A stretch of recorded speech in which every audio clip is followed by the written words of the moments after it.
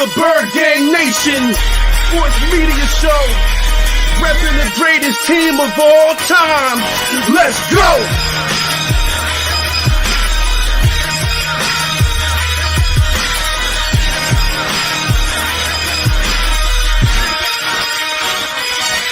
Bird Gang 31, he be the host with the most. We going deep, burning teams. They ain't nothing but toast. It's in your rest there. Sirianni put me in coach, running like Miles Sanders till I bump my head on the post. Touchdown! Yeah, that's coming. Devontae's crazy route running. Jalen hurting them, throwing lasers to break a young gunning. Come on! On the D side, we ride, sack him with Fletcher, lay him out on the stretcher. No one can protect you. Watch Darius lay him, shutting down your routes. Come on! In my green John, eating Philly cheesesteaks. Put up your cups, wings up, if you can relate. Tailgating at the link like hands to stride to the Bird Gang Nation that's worldwide.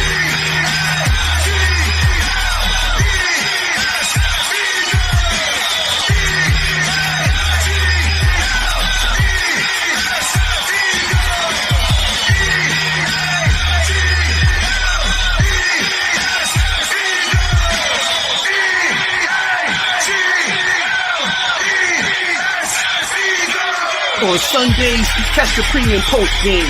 Mondays is Birds on Broad Street with Philly Notion and Cool Cat, the man in motion. And Wednesdays, the midweek special got you open with JC from Eagles Talk, hitting like B-Dog, baby.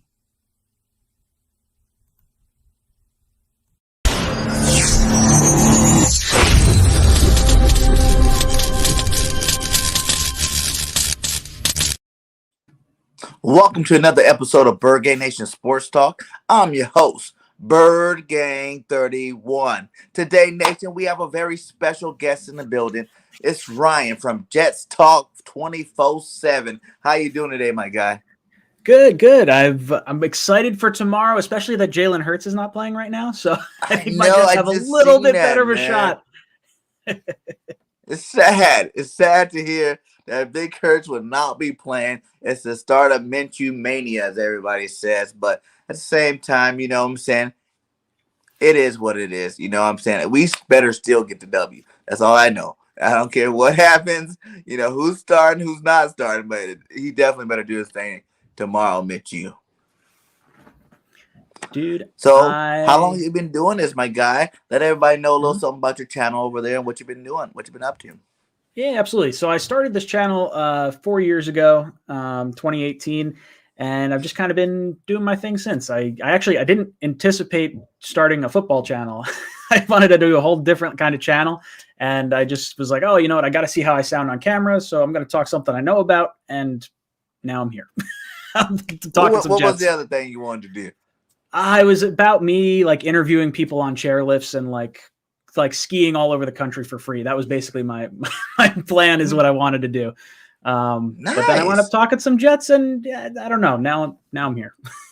You know, that's why you just gotta get the second channel.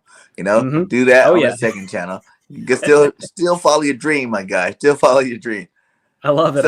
What was your freaking impressions coming into the season about the Jets? You know, the whole first round pick in Wilson. You know, the whole way the team was structured, new head coach. What was your expectations for the team, and how's that changed so far during the season? So I think a lot of us were really excited coming into the season because we got rid of Adam Gase. You're bringing in a new regime. Our GM was finally able to select his own head coach.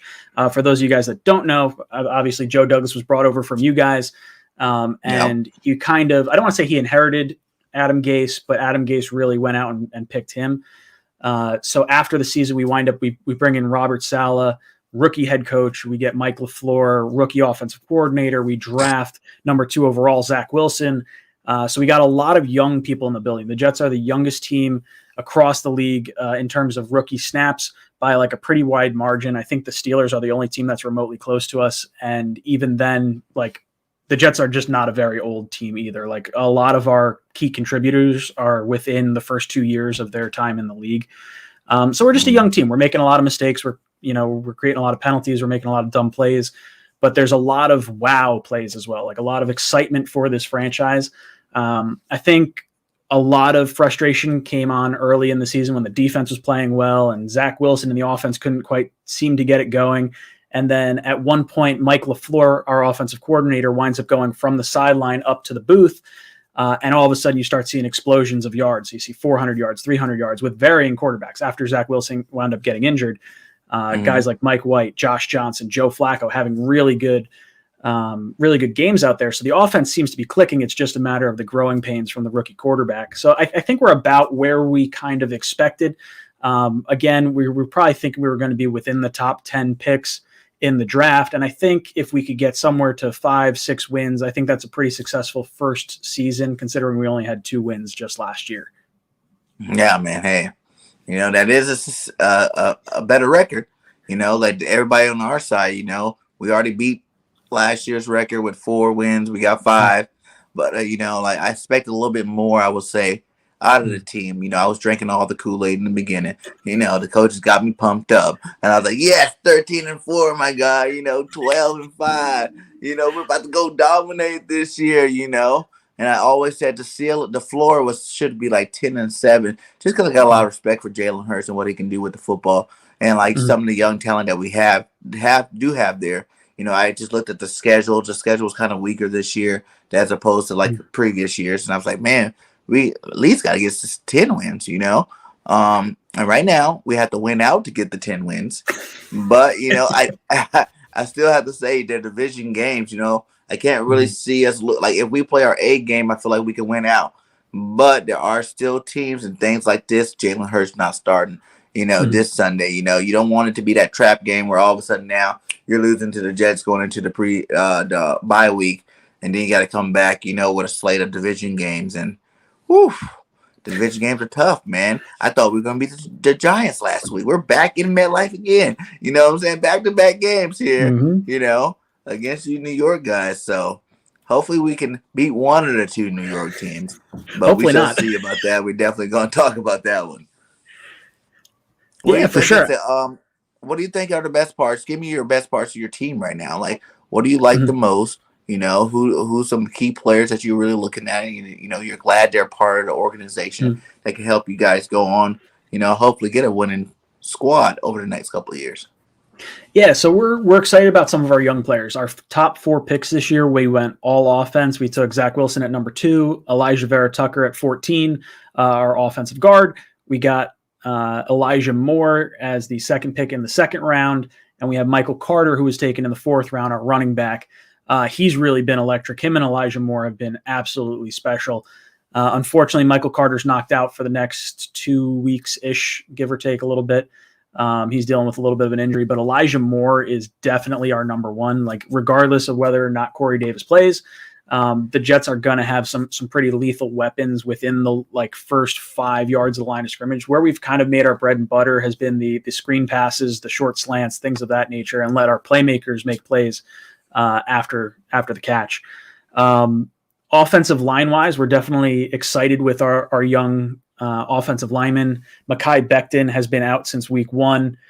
He got rolled up on from behind by one of his own players, so we haven't really seen him at all. He's probably not going to start for a few more weeks, but I do like Elijah Vera Tucker, our left guard. USC, that's my team. Dude, he's playing lights out. I said it when we drafted him. Joe Douglas, when he was with the Eagles, you guys had Jason Peters, Lane Johnson, and you went out and drafted Andre Dillard in the 1st round. The Jets went out. They drafted Mekhi Becton in the 1st round last year. They go out, they get Morgan Moses, they get George Fant, and they wind up drafting a left tackle from USC, Elijah Vera Tucker, to play left guard. So we are just stacking our offensive line and creating some versatility in case we wind up having injuries like you guys have had in the past, and you see guys shift from one side to another. And I think it's a really good mentality to have.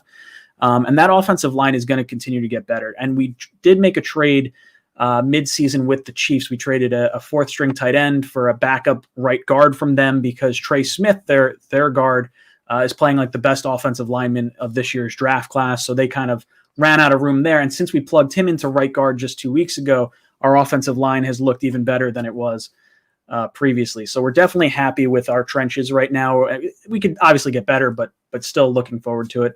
The hiccups are definitely coming from the rookie quarterback on offense. It just seems like he can't complete the short, easy passes, things like a screen pass, like a quick slant. The guy's ripping the ball 100 miles an hour, but it's like a 5-yard play. So like he's putting too much pepper on it. So offensively, the quarterback's definitely the struggle point for us for sure. Defensively, our defensive line is stout, and we lost Carl Lawson and Vinny Curry for the season. So unfortunately, we're not at full strength on the defensive line, but Quinnen Williams, John Franklin Myers, Sheldon Rankins, Foley Fatukasi, these guys are legit defensive linemen, and they're going to cause a lot of havoc up front, especially if you have any sort of weaknesses in the center of your offensive line. I'm sure we'll get into Rankins that. Not playing? Maybe he's not playing. I actually haven't checked, but he's been playing throughout the entire season, so maybe he's not playing this game. But between he's at Doubtful, Sheldon, and then Trevion Lewinsky. Okay. So maybe Rankins isn't playing. I think he winds up being a rotational guy anyway. So you'll get a lot of Quinnen Williams and John Franklin Myers. John Franklin Myers last week had 2 sacks. He had the tip pass, the interception. The guy's been an absolute monster. So overall, if you can contain our defensive line and you don't have Minshew kind of running around and we're not creating that pressure, then you're going to have to, then you're going to see the Jets linebackers in secondary. And that's kind of where we're a little hot and cold. Our linebackers are definitely weaker than we would like them to be. They're a lot slower than we'd like them to be. CJ Mosley comes in this year after 2 years off. And then you have Quincy Williams, who we picked up on waivers, Quinnen Williams' brother, actually. And this guy is a heat-seeking missile. He's not great in pass coverage, but he will absolutely dial in a hit, and he will probably cause at least one fumble throughout the day. Like, this guy is a missile from the linebacking core. Cornerback-wise, we really like our rookie corner, slot corner, Michael Carter II. We're drafting 2 Michael Carters this year. Got 2 Michael Carters, man. They're both playing really well. One. Go ahead and get him again. Mike Carter again. Oh, if we could get 53 Michael Carters on this team, we would have an absolute all-star team. But overall, our secondary, our safeties are definitely the biggest issue. We lost Marcus May for the season with a torn Achilles. LaMarcus Joyner wound up getting knocked out before the season, so we didn't even get to see him play. Our 3rd-round rookie from last year, Ashton Davis, has been seeing a little bit more time. He's starting to get his feet wet a little bit, starting to play a little more consistently. Our outside corner, Bryce Hall, was taken in the 5th round last year. This guy has been absolutely awesome. He's locked down some pretty nice wide receivers this year. And then on the opposite side, Brandon Eccles wound up getting knocked out with an injury. So I believe we're starting. Who's starting on that side? Is it? It's not done. I'm drawing a complete blank. Whoever's on the other side is Guidry. Javelin Guidry. Javelin Guidry's playing on the other side opposite Bryce Hall. And he's probably someone you might be able to pick on a little bit. He's definitely more of a slot corner. But overall, the Jets are just a young team, and we're going to make a lot of mistakes. But strength-wise, it's definitely in the trenches and around the line of scrimmage. Nice. So you're not 100% sold that Wilson is the guy yet? Is that what you're saying? No, I'm not. I wouldn't say that. I'm still backing Wilson, and there's no one like that I'd want to switch him out for, really. I think it's just going to take a little bit of time. Some of the off-script plays that he makes are just phenomenal. The guy can sling the ball 100 miles an hour deep down the field. It's the on-script stuff, like the easy plays that he should be, 3-step drop, get the ball out. He's holding on to the ball a little too long, and it kind of makes our offensive line look a little shaky at times. I do like him. I think he's a smart kid. We have some issues with him coming from BYU because it's not an SEC school. He's not seeing top tier competition, that sort of thing. So I think the speed of the game is probably an issue for him. He's got like 10 picks on the season in just like 7 or 8 games, whatever he's played. So he is a little turnover prone in that respect, but I do like where he's going. And I think the Jets will probably wind up giving him a full 3 years before they decide, one way or the other, what he's going to do. Especially with that stud Elijah Moore out there, man. That guy's a stud. You know what I'm saying? He's going to be doing big things for you guys for a while. You know what I'm saying? I watched him over the last couple of weeks. I'm thinking even have him on one of my fantasy teams. So, he's been doing good for me. He's been doing good for me. Looking at the schedule here, you guys got the Eagles, New Orleans, Miami, Jacksonville, Tampa Bay, and Buffalo. What do you think you guys are going to go? What record do you think you're going to get out of that? So we're 3-8 right now. I do think this game is probably going to be a little closer than you'd like it to be, purely because you're missing your starting quarterback. I definitely thought this was a game the Jets could have won beginning of the season. I would say Jalen Hurts has definitely surprised me with how well he has played, and I think you guys are probably on a really good trajectory with those 3 top 15 picks or whatever you got right now. So overall, I think this could be a win. The Saints next week, it depends what happens with Taysom Hill. Are we seeing Trevor Siemian? Obviously, Winston's knocked out for the season, so I don't know how to feel about that. It is a Jet home game, and the Saints don't necessarily play well in cold weather, so maybe that's an advantage towards the Jets. Miami, the Jets and Miami are kind of like on this weird, almost even footing, but not quite. So this one's in Miami. They got us when we had them up by us. I'm hoping we can get one on the road. Jacksonville, the battle of pick 1 versus pick 2. I think Jacksonville might be the better team, but we have a few weeks to kind of get to that point. So if the Jets are healthy, maybe they have a shot there. Again, another warm weather team coming up north playing in the cold. Tampa Bay, again, warm weather team coming up to play in the cold. We like that. I obviously do not see us winning that one. I don't think the Bucs at that point in time will be resting any starters. So I do think that's going to be a pretty significant loss. And then at Buffalo, it's so weird to it depends how try cold and, it is up there, man. Dude, so Buffalo's a weird game for us. And it's like, I feel like we basically get them at the end of all our schedules every year. And 2 years ago, we wound up facing them, and the Jets just won because the Bills rested their starters. So depending on where the Bills are and what they need to try and capture the 1 seed or where they are seated in the playoffs in general, will probably determine like if we have a shot at beating them. Because if Josh Allen's playing and they have all their starters, I think they're probably the most lethal team in the AFC. But you know what? It really depends. So I really think the Jets will probably wind up being 5 or 6 wins, and whatever that winds up being, what is that, 12 or 11 losses with the 17-game schedule. So, I mean, if the Jets can almost or triple their wins from last year, I think that's a pretty successful season as far as Jet fans go. But you want them to just go ahead and just go into tank mode to get that high draft pick, or do you want to see your team fight every single game? Nope. I was all end, and whatever it ends up being, it is. Nope. I was all on board for the Jets to tank last year. I wanted to lose every game. It didn't happen. Jets wind up beating the Rams and just having like losing the number 1 overall pick and getting number 2 overall. This year, it's all about how this coaching staff can prepare this team and how they can progress from week 1 all the way to week 18. And I think any wins are going to be the way that I want to go. I don't care if I have a top 5 pick. Like, of course, I would love a high draft pick to get a good player, but I think the morale of this team and the players buying into the coaching staff is more important than any draft pick that we're going to get. Not to mention, if Seattle keeps losing, the Jets own Seattle's first overall pick. And currently, that's sitting at pick number 4. The Jets' own pick is sitting at number 5. So F you, Jamal Adams. 4 the Jets and 5 are better than the Seahawks. Back to back. Those are 2 good positions to be in. You know what I'm saying? That's 2 starters. You can go ahead and mark in 2 starters for the Jets, depending on who's available at that time. You guys don't seem to be looking for a quarterback, so at least that's out. You know what I'm saying? Hopefully Thibodeau slides back or Hutchinson slides back. You get a good situation, get to whatever you want, really. Yeah, for sure. I mean, Hutchinson or Thibodeau are probably the 2 guys that a lot of our fan base are kind of looking at. We may wind up playing ourselves just out of contention for that. But overall, edge rusher for us is going to be a huge need for this offseason. And getting Carl Lawson back next year is just going to be such a shot in the arm. I think the Jets are really going to focus defensive heavy this offseason because we have a lot of kind of mixed up pieces in our defense, like linebackers older or unproven, secondary, a lot of late round guys. We've put a lot of energy into our front 4 for sure. Nice, man. Nice. Salas, how you like this guy? Is this the coach of the future for the Jets? Like you like your coordinators, him? Did he bring in a good staff for you guys over there? I hope so. I do like Robert Saleh a lot. He's definitely a vocal head coach. He's a calming presence. He's not too over the top one way or another, but he does get excited on the sidelines. He's not like Todd Bowles or Adam Gase, where he's very stoic on the sideline, leaving your quarterback alone. You're not like talking to him. Robert Saleh definitely tries to embody the way he wants his team to be.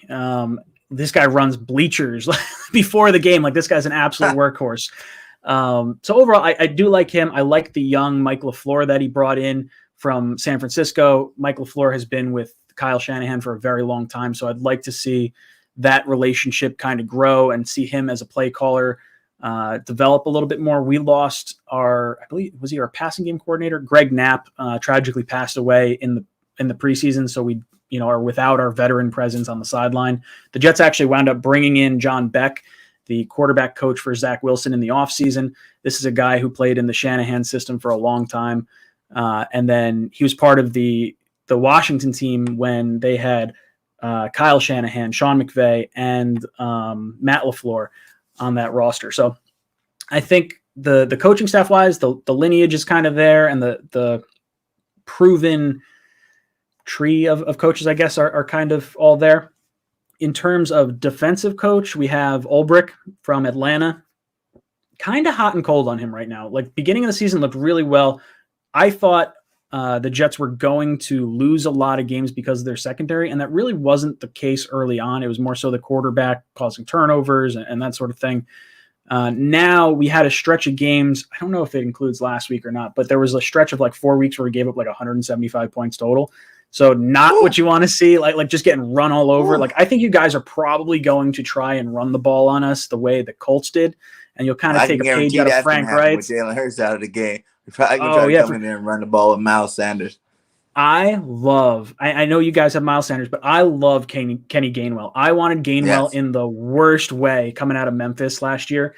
He was one of those guys that he had, I think it was 4 family members die of COVID, and that's why he opted out from last year's college season. So I really like where Gainwell is, and I think Sanders is, obviously that 1-2 punch is going to be pretty tough to stop for the New York Jets.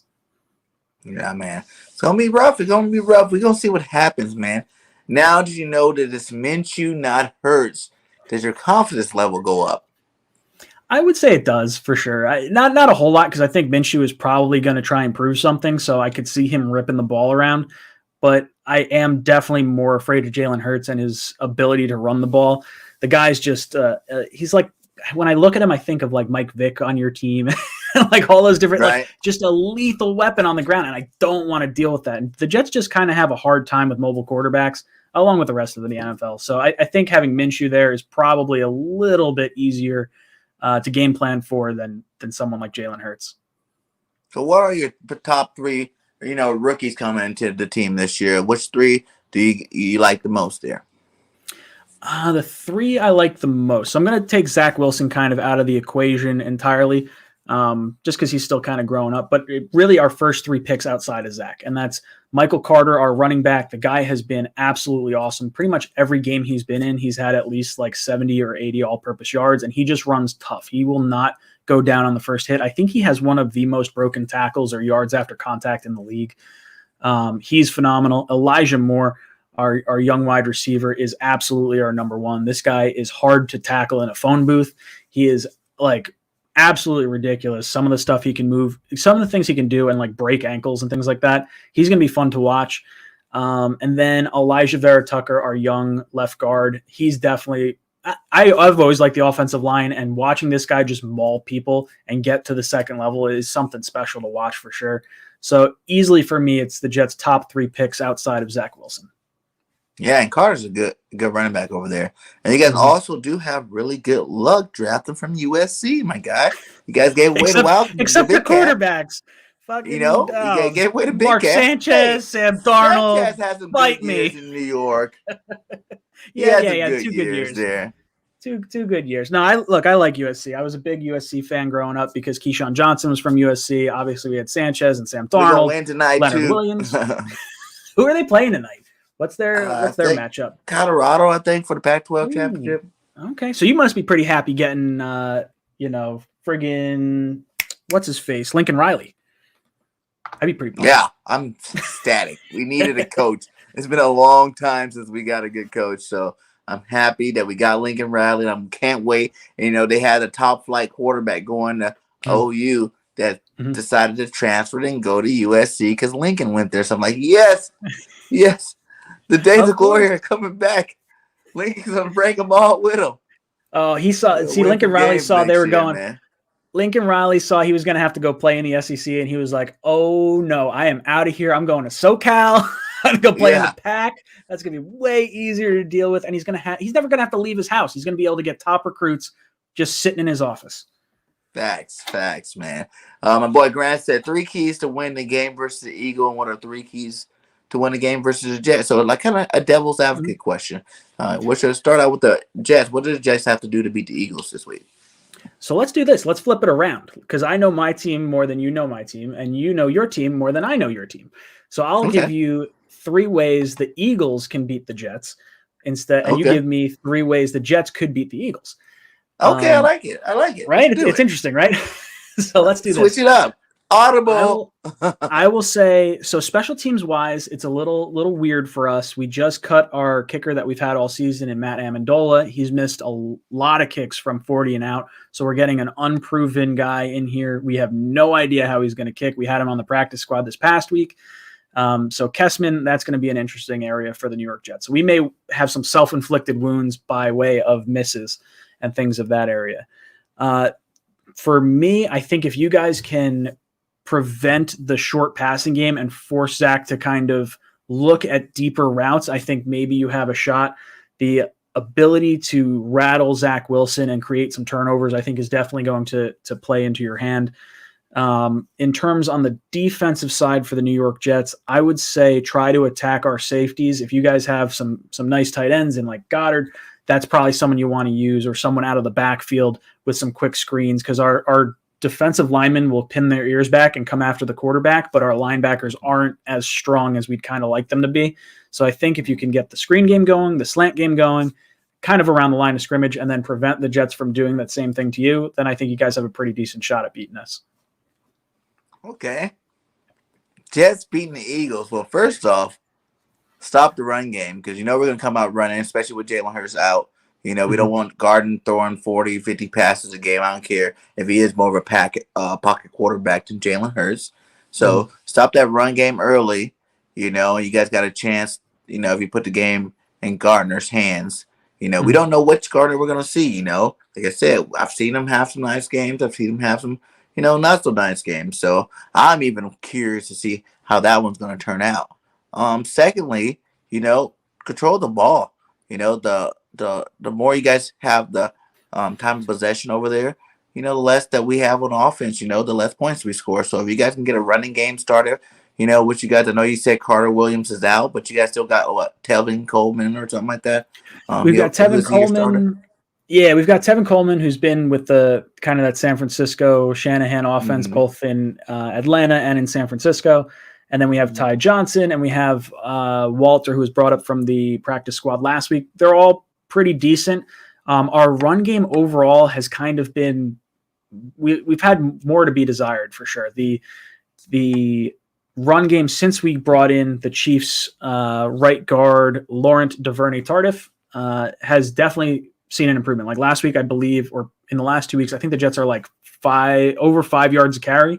So if we can continue that, I think we'll probably try to lean on that to help give Zach Wilson a little bit more. Plus, you guys move more all over the field too. He probably line them up back there too as well. So if you guys establish to run, basically just keep our offense off the field. Our defense is pretty good, but usually if you can keep them on the field, what I'm saying? Like if they're on the field a lot longer, or once you get to that second, third quarter, they kind of start getting tired out, and that's when I've seen teams make the biggest plays against us. So, you still got Zach Wilson. He got a live arm. He's young. What I'm saying? Probably get him on fire early, get him some nice, rhythm passes to get him started. Then, try to attack Elijah Moore as much as possible. We got big play Slay covering him. He hasn't given up 100 yards since he's been here.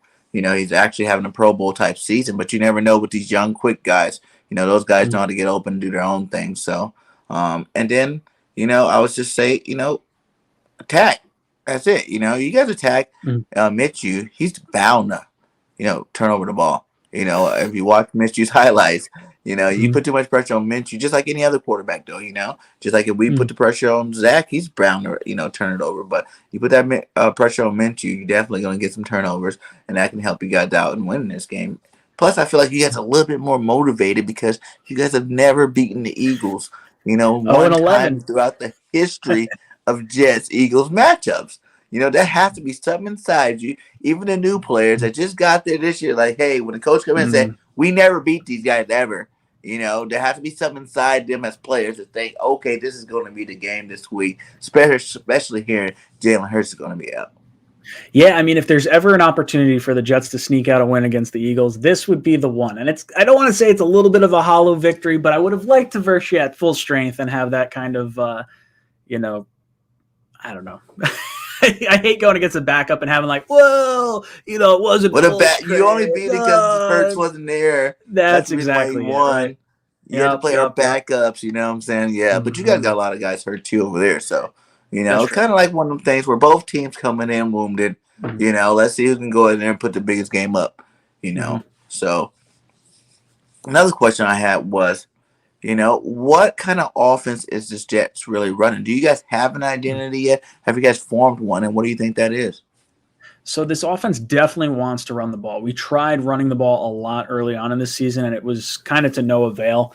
Our run blocking was not very good early on, and it kind of stifled the offense because you'd wind up getting into like 3rd and 8 and like really weird and wonky downs and distances. When Zach Wilson got hurt, they started to open it up a little bit, kind of running by way of the pass, if you will, like a short bubble screen or a slant or things like that are almost like a run. You're getting the ball into a playmaker's hands close to the line of scrimmage and just letting them kind of take advantage of their skill set. So that's sort of where we're at right now. I know they want to run the ball for sure. The running backs are definitely fast.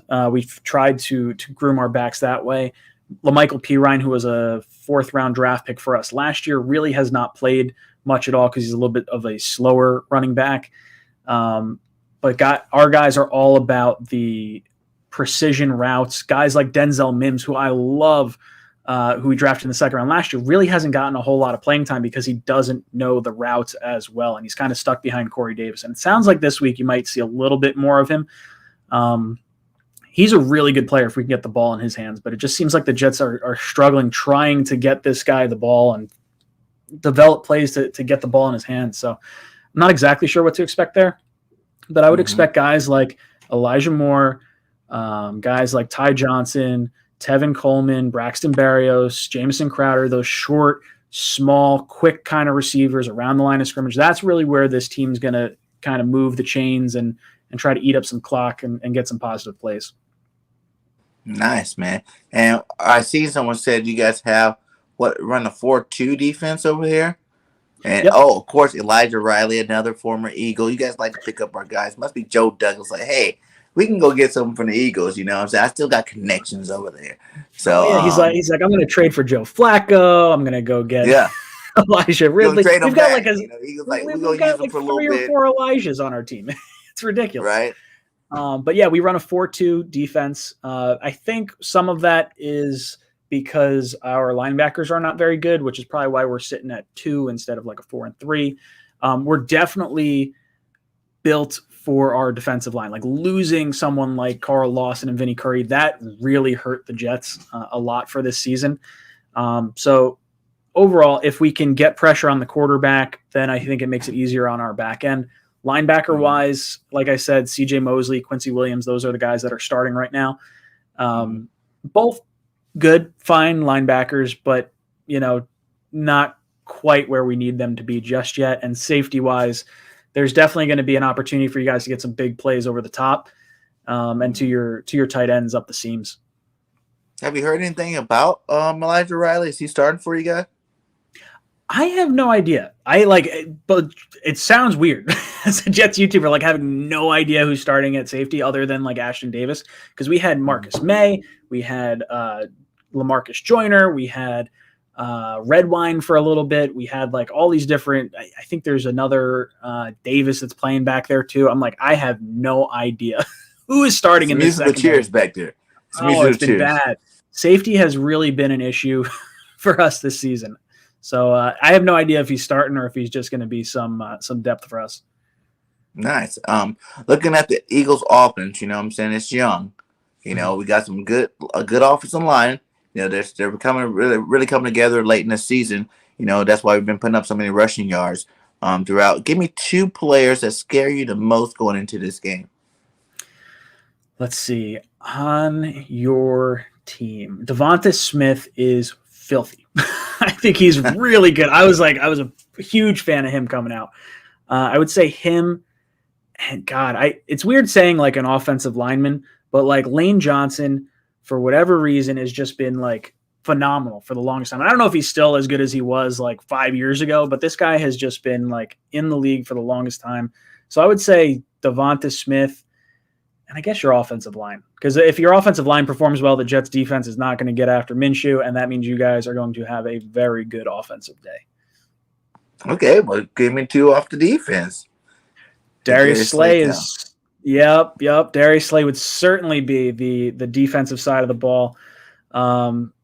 And you know what? I've always wanted Derek Barnett from you guys. I've wanted him for like the last few years. Yeah, I did. Wait. I'm dead serious, you dude. Always wanted Derek Barnett. We don't even want Derek Barnett, dude. For like the last trade you what is Derek it, 2-3 Barnett seasons? for Mosley. You know, that's in Mosley. Oh, I'll do that in a heartbeat. I would, you can take Mosley's contract. I like CJ Mosley. I don't dislike CJ Mosley.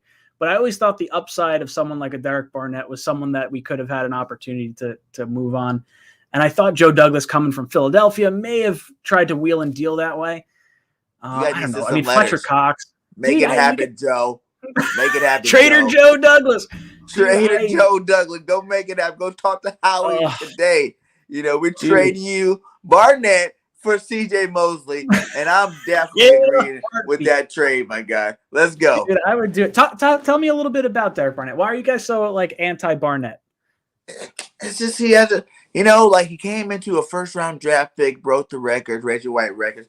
Everybody has such high expectations for him, and he's just really bad at penalties, man. Like it's like the penalties at the wrong time all the time. He had more personal fouls than he has sacks in his career. And that's not a good thing, you know what I'm saying? Like, yes, does he have some good plays? Yeah. Did he help us win a Super Bowl? Yes, he did. You know what I'm saying? But, that was like his best year, and then since then, it's just like wrong time penalties all the time that cost us games. You know what I'm saying? It's not like, okay, you did in the first quarter. It's always at the end of the game. The other team gets the ball. We have to make a stop.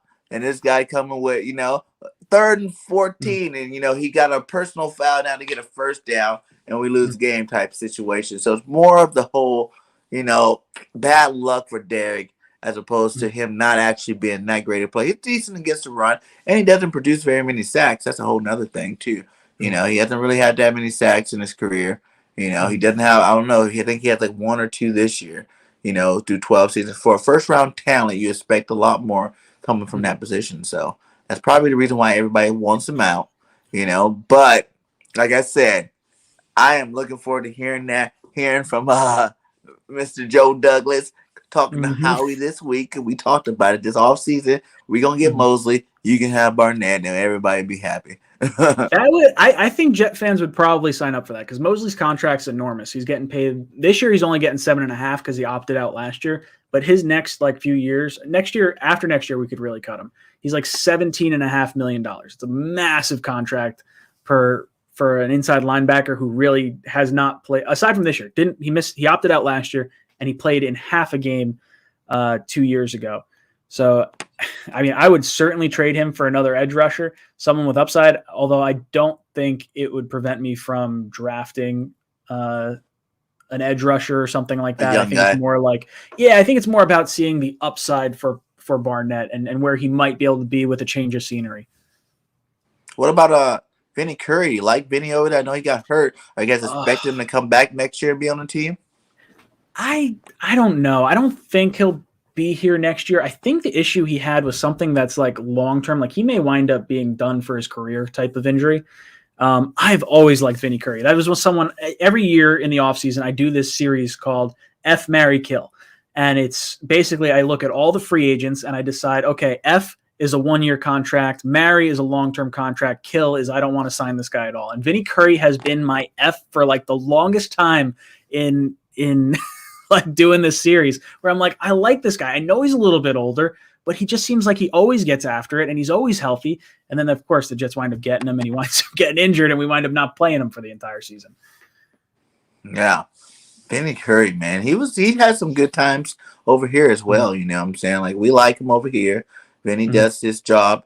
He's for what he makes and like his position, like he does a really good job over there when he does get a chance to play. But like you said, he gets hurt a lot too, you know what I'm saying? Like If you the best availability is the best abilities out there on that football field. So, you know, you gotta keep him healthy. You know, he gotta keep himself healthy. I guess that's the big thing. Or whatever, Vinny. What other free agents have you guys signed recently that you know really caught your eye? So our big ones in the offseason were Carl Lawson. Unfortunately, didn't get to see him play at all.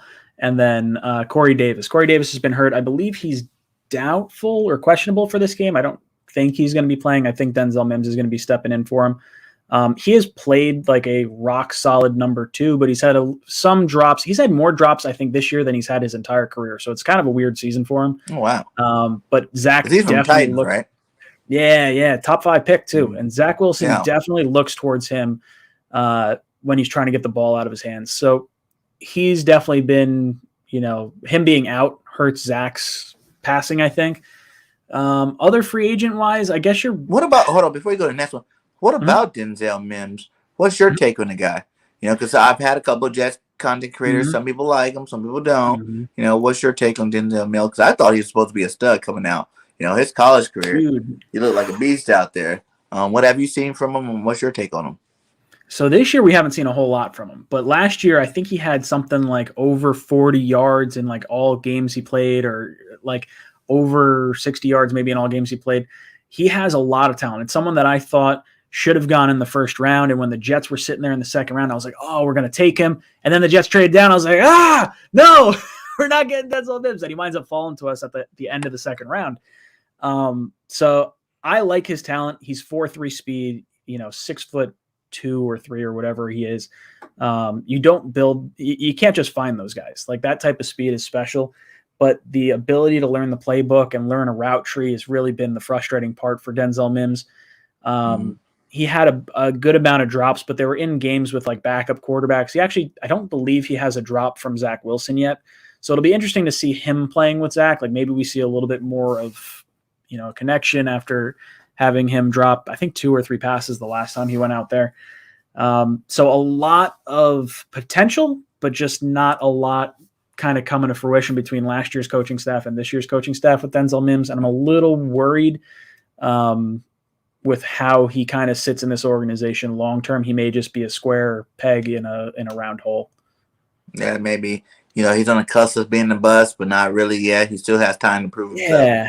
Yeah, I wouldn't call him a bust because I think he could go somewhere else, and guys that would kind of send him out on post routes or flag routes and just let him be athletic and make catches. I think that's where you can see a lot of success with him, and the Jets just aren't really that kind of team. And I don't know. His offseason was weird too because you draft him in the second round last year. You go in and he's probably thinking, oh, great, I can't wait to be the number 1 receiver on this team next year. And then you go out and you sign Corey Davis. You sign Keelan Cole. You draft Elijah Moore higher than you took Denzel Mims. And now he's thinking like, all right, well, this is weird. Like these guys are going out and getting all these players. Then he goes into training camp or middle of the summer or whatever, and he winds up getting food poisoning from our own facility. So he gets knocked out for a bunch of time. And he's behind on reps and everything. And then this whole thing, he wound up getting COVID, 2-3 weeks ago, whatever it was. And like the guy just can't seem to like have any sort of good luck.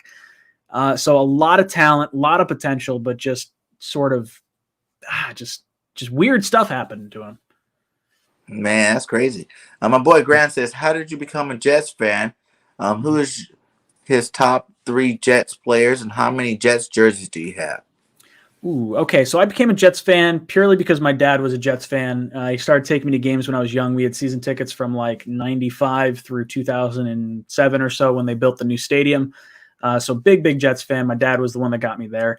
My top 3 Jets players, if we're going all time, I love Wayne Corbett. I really like the small wide receiver. I'm not a huge guy, so that was someone I always looked up to as a kid.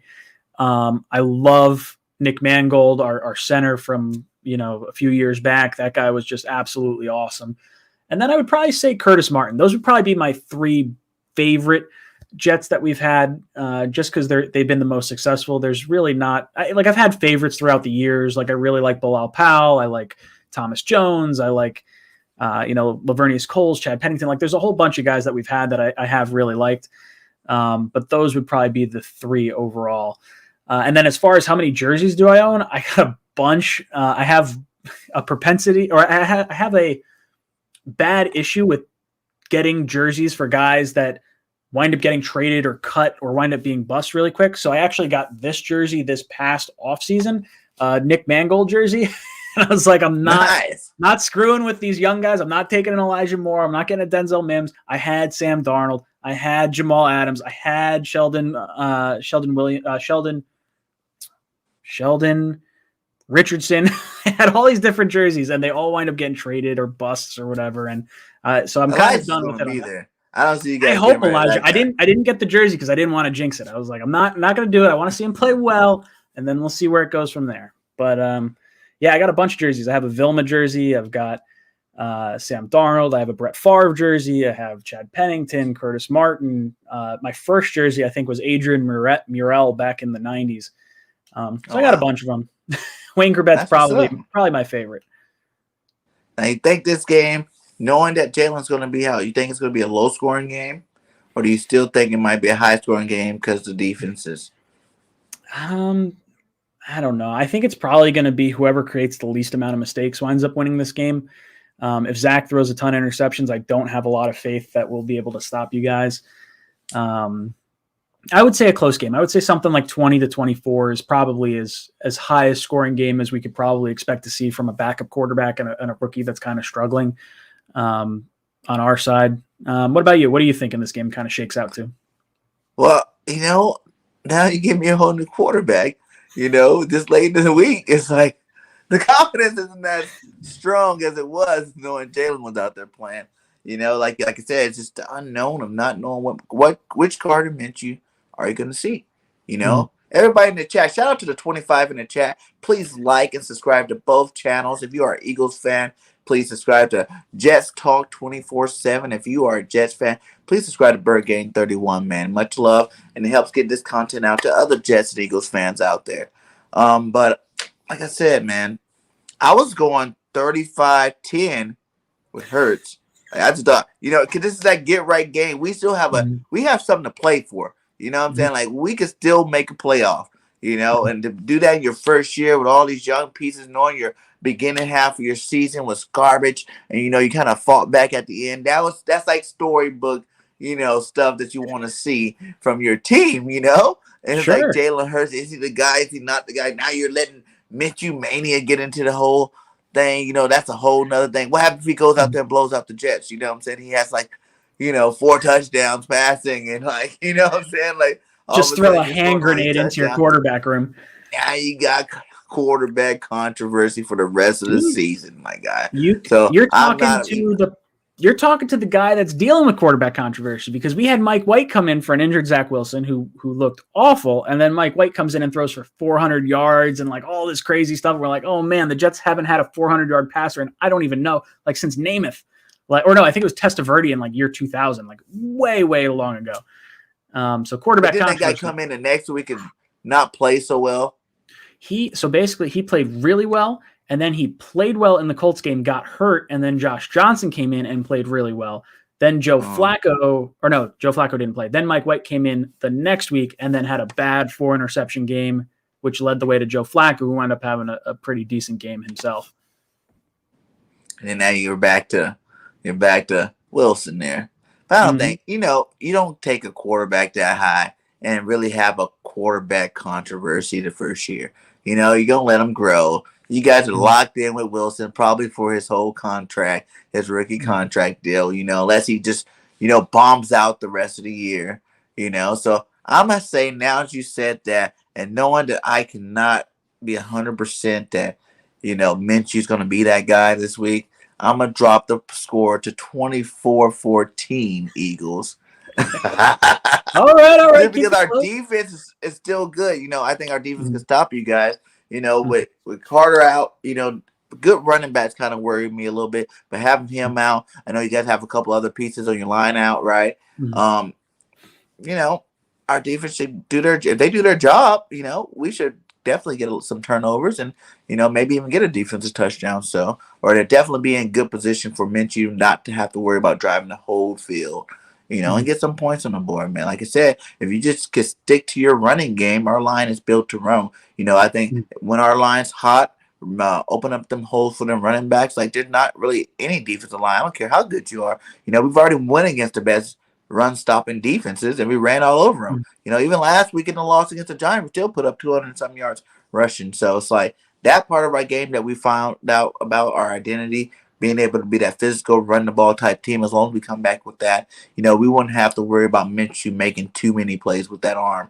You know what I'm saying? So that's what I hope can happen. Like I said, now anything can happen. We can start out running pretty good, but when we go to pass the ball, Minshew messes up and throws some picks, and things can get out of control fast for either side, my guy. So now it's like more of an up in the air game. I'm really feeling confident getting this win, then going to a nice little bye, resting everybody, getting everybody back healthy as we go down the stretch against these division teams. But now I'm like, okay, we need to win. I'm going to go back to what I said in the beginning of the week. I don't care the score. I just want a W at the end of it. If it's a 1-point win, you know what I'm saying? Last second win, whatever it is, we just need to win that game, so we can keep our playoff hopes alive there, Yeah, of course.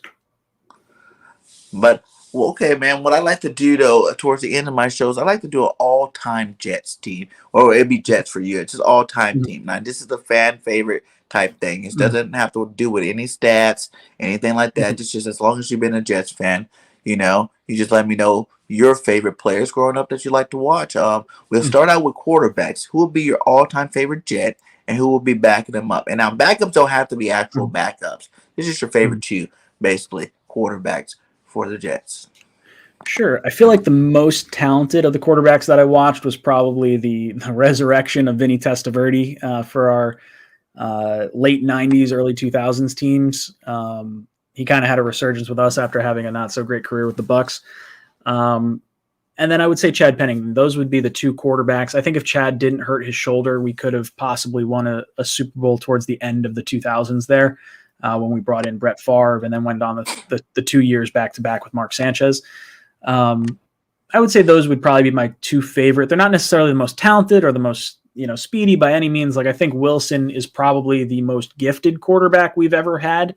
And I think by the time it's all said and done, if he plays 17 games in a season next year, I think he's going to break the Jets passing record in a season and touchdown record. Cause it's pretty not so great. Like when you have Ryan Fitzpatrick as your all-time leading touchdown passer in his 1 year of good Jets football, it's a little depressing.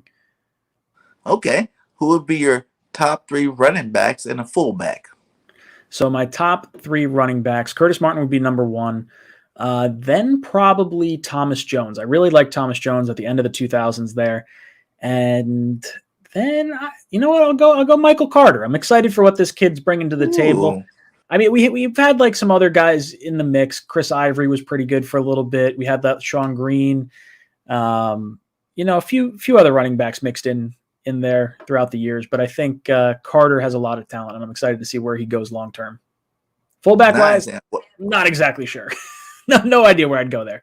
I'll say John Connor, the Terminator, under the Rex Ryan regime. Not very good, but a cool name. What for fullback? Oh yeah. Nice. What about 2 tight ends? 2 tight ends. This has been a real weak area for the New York Jets since I've been a fan. So Dustin Keller had probably the most talent of the tight ends that we've brought in. He just kind of kept getting hurt a lot. Anthony Becht had a relatively decent career for the New York Jets. And then right now we really don't have anyone in terms of tight ends. So I guess for me it would be Keller and then Anthony Becht. Keller and Becht. Nice. What about 4 receivers? Ooh, 4 receivers. So I feel passionately about some of them. Like I loved Braylon Edwards for the year or whatever he was on the New York Jets. He was a lot of fun to watch. But I probably wouldn't put him in that group. I'm probably looking. Yeah, no, I love me some Braylon Edwards, but there's other guys that I would say are better. Like Eric Decker and Brandon Marshall, the year they had Ryan Fitzpatrick, were absolutely phenomenal. Easily the best duo of wide receivers we've ever had. But then we had guys like Lavernius Coles and Santana Moss and Keyshawn Johnson at the end of the 2000 or at the beginning of the 2000s. So I would say Keyshawn is probably one that's one of the best receivers we've had on our team since I've been a kid. I'm going to throw Wayne Corbett in there because I've loved that guy for the longest time. And And then, yeah, I don't know. We've been kind of like steady Eddie as far as like other guys. And I see you got the names you have on the list, guys like Jericho Cotchery, rock solid wide receiver, nothing crazy special, but he had one play where he like tore his groin and somehow found a way to like dive and catch a first down pass in like a very crucial moment for a Jets game. Yeah, we got a whole bunch of them, but I would say, Keyshawn Johnson, Wayne Corbett, Brandon Marshall, Eric Decker are probably the four that I'd like to see on the team in their primes. That is a nice little list. I like that. They got them big physical receivers and the little short, quick guys. You know what I'm saying? I like it. Starting offensive line. Who's on it? I know your center.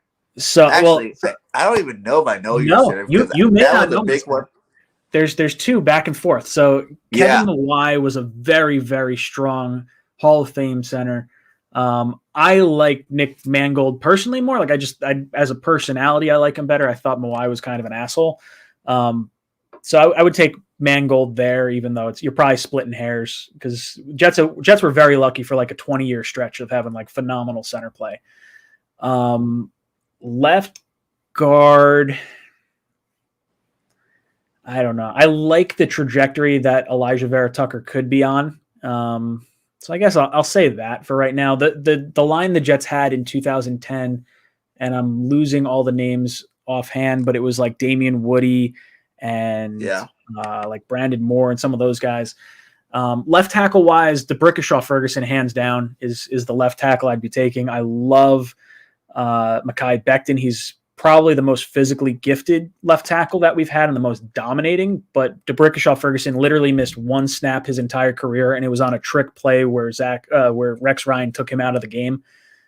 So he would be my left tackle. So I guess we'll go DeBrickashaw on the left, Elijah Vera Tucker left guard, Nick Mangold center, right guard. I believe Damian Woody was our right guard. God, I'd have to go back and look at that now. And then right tackle, God, I don't even know. Was Jumbo Elliott a right tackle? Yeah. I have no idea. I think he was. And he had the Monday night comeback with the touchdown and everything. Mm-hmm. So probably those guys, I think. That sounds good. Winston Hill. Yeah, Edward Stewart says Winston Hill. Clearly where the Jets should be a tackle, a Hall of Fame tackle right there. But again, I'm going off when I've watched. Yeah. You don't worry about the guy. They're going to throw the names up. You just stick to your list, my guy. It's your list. Oh, yeah. Let's go to defensive line now. Who's going to be – and when you do this, do a structure of a 4-3 defense because you need 4 down linemen and 3 linebackers. All right, so 4 down linemen. Jonathan Abraham was really good for us. Unfortunately, the Jets didn't want to pay him what he wanted, and he kind of wanted to get out of the Jets sort of sphere. Grandizer – saying the New York Sack Exchange, that has to be the answer for our front four. Is the nickname they had. I think it was Klecko and Gastineau both had 20 sacks in a season. It was like phenomenal before they started registering sacks. So like that would be like the all-time answer for sure. While I've been watching John Abraham, Sean Ellis, let's see, who else do we have? I really like Chris Jenkins for that little bit of time that he was good on our team. God, I don't know. It's tough. We really haven't had edge rushers. Edge rushers have kind of been our issue for the Jets for like the last 20 years. Joe S says, I have to go with Mawai over Mangold. I said I'm splitting hairs, Joe. Come on. I know you know this. Love me some. It got so bad my last Jets one, he had to go, okay, Mawai played some guard, so he moved him into guard, and he had Mango at center. Okay, that's interesting. I wouldn't have even thought of that. Yeah. But defensive line-wise, I think it's got to be the sack exchange. With my time, it's going to be, Sean Ellis, John Abraham, Quincy Williams, and probably like, I don't know. I'll say Chris Jenkins. That's another name. Jenkins, yeah, he played some good ball over there. Yeah, what about your 3 linebackers? Linebacker-wise, I loved when Bart Scott was here. He was just so much energy. Love me some Bart Scott. I would say Jonathan Vilma was one of my favorite linebackers that we had in my time here. And then,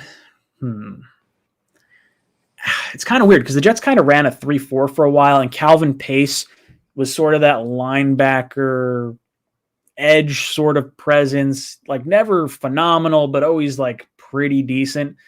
I'm sure I'm missing some other linebackers in there. So the chat, give me hell. David Harris, says Steven. That's probably a pretty good answer. So yeah, I guess I'll say David Harris, Jonathan Vilma. And what was my other one? David Harris, Jonathan Vilma. Yeah, he was a beast. Love me some Vilma. I was disappointed when we got rid of him. We traded him. And the same with Demario Davis. Demario Davis is having a great career down in New Orleans, but we wound up moving on from him too. But we have a bunch of good linebackers over our years here with the Jets, so it's hard to pick just three. So you can go Cox.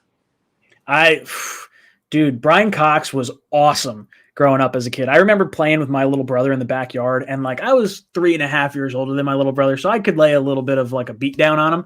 So we'd be playing, and I'd hit him, and he'd be down. He'd be like, "Oh, it hurts. I don't want to keep playing." I'd be like, "Oh, would Brian Cox do that?" And that would kind of be my thing to get him going. I love Brian Cox. I really do.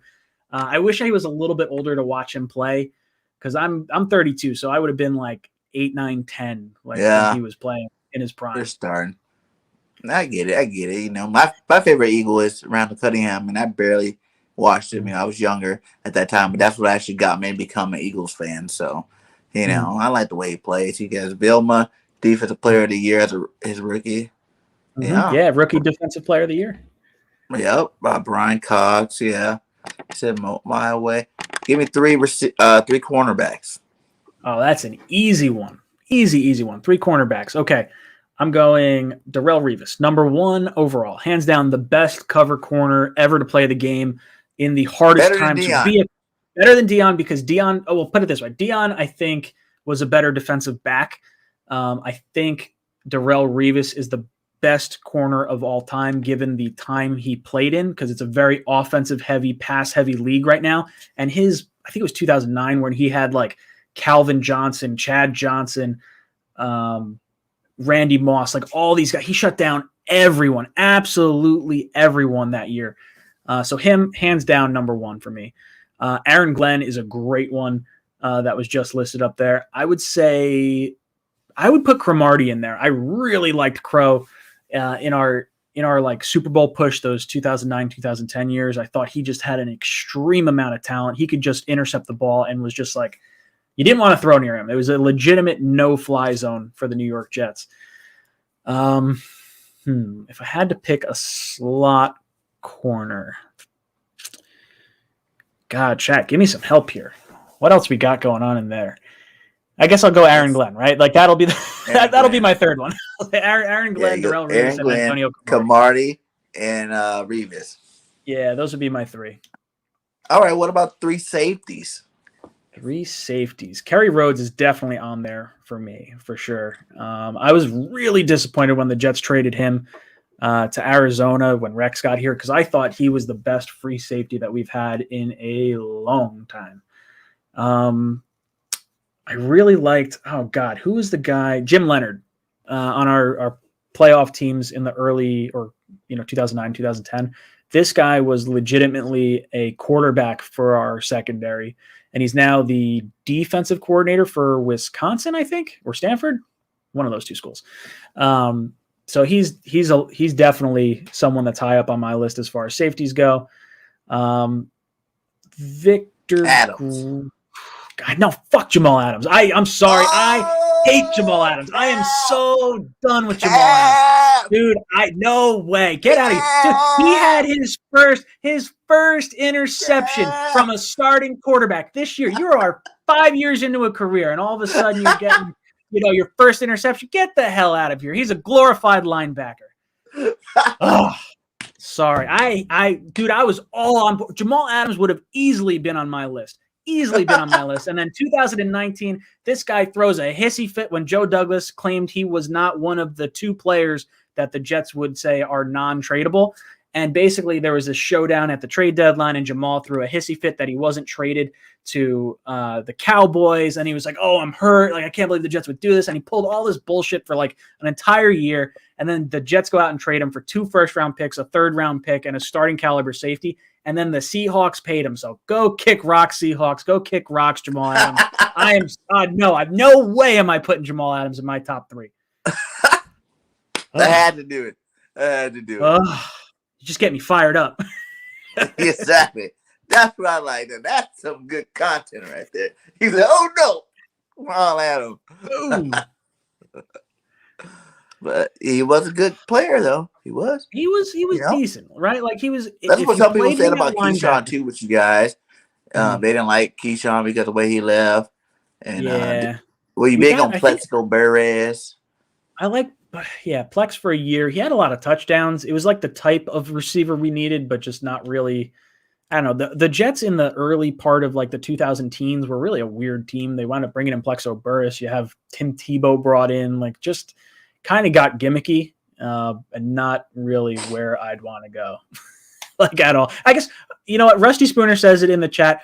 Jamal Adams will be one of my top 3 safeties because of all the picks we got for him. That's where I would say he's my favorite safety. Yeah. He said 31 trolling Ryan by dropping Jamal. Yeah, you guys get that pick, so that's good. You know, something good came out of it. Yeah. You know what I'm saying? Well, if the Jets wind up getting a top 5 pick from him, I would love nothing more than to trade down that pick and turn Jamal into 3 first-round picks. That would really like make me feel good for sure. Satisfaction right there. He's like, yes, thank you. Yeah. Then you might want to put him on a list, right? Because then he's helping your team get better. He's on my list to get better. Like that. The only way Jamal makes my top safety list is if we're saying the assets brought in from him were where we'd where he provided the value. Okay. So which one you said were those 3 safeties? So I would say it was Kerry Rhodes. I would say, I guess we're gonna say Jamal Adams. And God, what was my other safety? Jim Leonard. Jim Leonard was the other safety that I really liked. Okay. Who would be your kicker, your punter, and your special teams ace? Special teams ace, I really like we had a lot of really good kick returners for a little bit of time there. There was Brad Johnson, Leon Washington, Chad Morton, Justin Miller, a lot of guys. Dude, they were all really good kick returners for us. If I had to pick one, he may not be the most explosive, but I really liked Leon Washington. He was just a good Jet when the Jets were really, really bad, and a faithful Jet for a long time. So I'd probably put him in there as my nod for that. In terms of punter, oh God, who was the punter that was also the quarterback in the 90s? He was kind of interesting to watch. I don't think he's our best punter. You know what? I'm going to say we only had him for like 2 or 3 years, but Steve Weatherford was really good for the time we had it. For the time we had him, inside the 20 was like phenomenal. Australian rules punter would kick the ball end over end. You'd wind up getting a lot of turnovers. Tom Tupa, that was the name I was looking for. Tom Tupa was the punter growing up. In terms of, let's see, kicker, that one's tough because I liked growing up and watching John Hall. Nick Folk was really good. I liked Jay Feely. Jay Feely was probably, I don't have the stats, but I would say he's probably our most accurate of our kickers. Just didn't have a real big leg to get the touchbacks. Nick Folk is probably the kicker that should still be on our team right now. We should have never really gotten rid of him. I guess I would say Nick Folk for kicker would probably be, I think he's the most talented of the kickers that we've had since I've been watching. Nice, yeah. I see someone say McKnight. Oh yeah, Joe? McKnight, R.I.P. Joe McKnight. He was fun. I wouldn't have put him in that list. We've had so many good kick returners over our years that it's tough to really pick one. I would say that's where the Jets really fell off the most, is from them changing the kickoff rules. Any part of special teams now? Right now, it's kind of shared duty. Michael Carter did do it a little bit at the beginning of the season. I want to say Tevin Coleman has taken kicks back a little bit. Braxton Berrios has taken punts back. I don't know if he's done kicks. Honestly, I don't want to see Elijah Moore go back there because of the risk of injury, but like he's the one that I would love to see returning kicks because he's the most electric of us. Yeah. Who is your defensive coordinator for this team? Oh, defensive coordinator? I mean, it would be Bill Belichick, right? Like that would be the go-to one if you had to pick one. If Rex could have been our defensive coordinator, which he kind of was, even though he was our head coach, that would probably be my top pick for coach, for defensive coach. But I'll say Belichick as defensive coordinator. Your offensive coordinator? Oh God, we've had a lot of bad ones for a long time, a really long time. God, who would have been our coordinator? I didn't like Schottenheimer. I guess whenever we had the Marshall Decker year, I think that was that John Morton? Might have been. It wasn't John Morton. John Morton would have been McCown. God, I don't know. That's a tough one. Offensive coordinator for the Jets. We've had such bad offenses over the years. Like legitimately, our best passing season is just over 4,000 yards with Joe Namath. Like that is our record in a 14-game season, 4,000 yards. And since then, we just really haven't had anyone. So that's a tough one. I don't know where I'd go offensive coordinator wise. So no Marty, and no Kotite. No, definitely no Kotite. No Schottenheimer. We probably had our most success with Brian Schottenheimer. Like if I had to pick one, that's probably where I'd have to go by default, but I certainly didn't love him. Then who's going to be that head coach? Head coach, it's hard not to go with Bill Parcells or Rex Ryan. Like one of those guys would probably be the pick since I've been alive. Some of Parcells' moves weren't necessarily the best in terms of salary cap or draft pick wise. But from a pure, good head coach, it's probably Parcells. I don't think he succeeds in this type of NFL. Maybe you have to plug in like a Rex for that to be more of a player's coach. You just can't have Rex making any decisions in terms of players being drafted because that's where we kind of fell apart at the beginning part of this last decade. Nice, man. Hey, that's a pretty good team there, with those coaches and that players, they can win some games there. You will be looking at a lot better record if you had them. Yeah. That would be fantastic. Before we get you out of here, give me 3 hot takes. I really like hot takes for a game. So give me your 3 biggest hot takes you can give me. Ooh, 3 biggest hot takes. I think the Jets key in on your running game, and I don't think you have as much success as you're hoping you're going to have. I think the Jets have, ever since they gave up a ton of yards to the Colts, I think they've kind of gotten a little bit irritated. I think they try and stifle that for you guys, so I don't know if that's so much a hot take.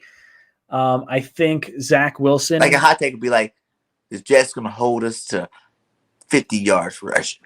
Ooh, I can't say that much. The Jets have been so bad at holding people in rushing yards. 50 yards is probably bold, but I'll say 75. We'll go 75 rushing yards will be my bold take for stopping you guys.